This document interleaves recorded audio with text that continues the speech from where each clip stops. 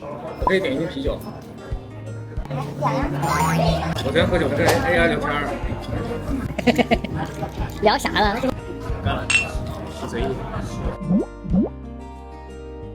我昨天想出了一个新的概念，一个新话题，秩序，关于秩序。分享一下。就是我们宇宙里面是有秩序的，有规律性的去运转。比如说一个太阳系，所有的行星都是有公转自转来去围绕这个轨道来去运转的嘛，它们不会相碰撞。包括我们所有的空间里面，包括我们的生命、动物、人类都是有秩序的。什么意思呢？比如说我们长了2只眼睛、2个耳朵、2个鼻孔、嘴巴，它都是一个看似有秩序的方式的去长。为什么我不这长一个，这长一个，这长一个，而偏偏长了一个对称性？由此可以得出来一个想法，就是我们人类会去把一些看似无秩序的东西，把它变成有秩序，然后呢，就通过我们人类所利用。比如说，我们把所有的木头，一块树砍下来，然后木头削干净，然后把它拼成4个团，放一个面板在上面，削干净，它就成了一张桌子，因为它有个支点嘛，有个立点。那也就是说，我们的存在是有秩序的话，也就意味着我们这个空间里面可能是存在所谓真正的造物主来造我们，把我们无秩序变得有秩序。新概念。哇哦，有道理，有道理。这个新概念我赞同。其实就是把这些有秩序的东西，就是利用起来，让人类方便了。对。但是我昨天就想到一个问题，你说就是造物主造这些都是有它的目的的，因为他觉得我们可能会用到。对。那为什么造物主会造出蜘蛛这种物种？对于造物来说，就是首先造物主的概念，我是有两层逻辑体系，就是它可能用逻辑来讲的话，它都能说得通。第一种就是之前我聊过那个关于人类可能是癌细胞这个概念，就是如果说造物主造我们，他一定是需要我们，他需要我们才能造我们。另一个道理，我们有可能对于造物主来说是既比造物主强，但是他也可以说灭就灭掉我们。就像我们造了一把刀，它可以用来切水果、切黄瓜。但是我们人的手是无法切那么干净的，所以我们要造东西嘛。那证明这个刀是不是在某一个程度上，它比我们人类要厉害，对吧？那同样的，造物主造我们也是一样，但是我们能造出刀子来，但是我们也能毁掉这把刀，对吧？所以造物主也是一样造的。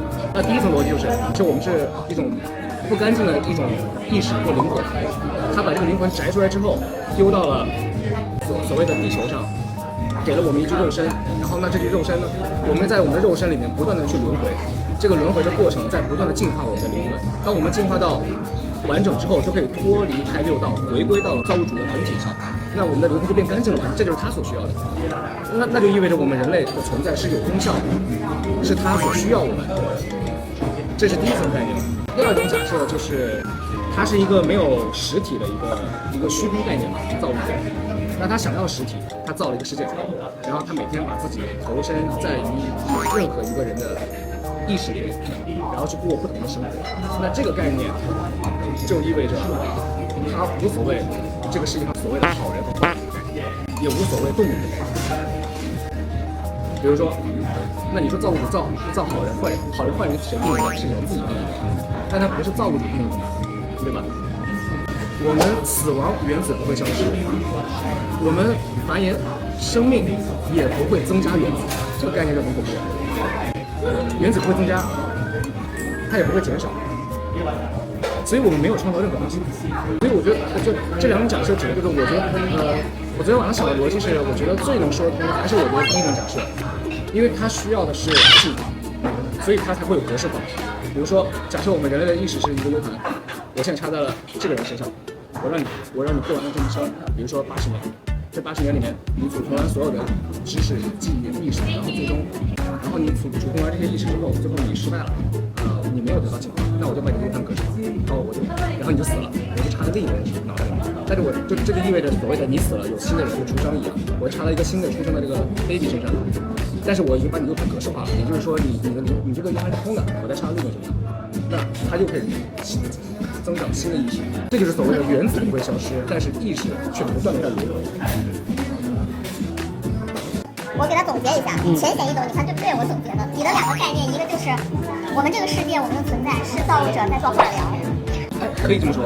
然后第2个概念就是我们这个世界，我们这人类存在是造物者在看动画片了，画了一个动画片。对，可以。精准吗？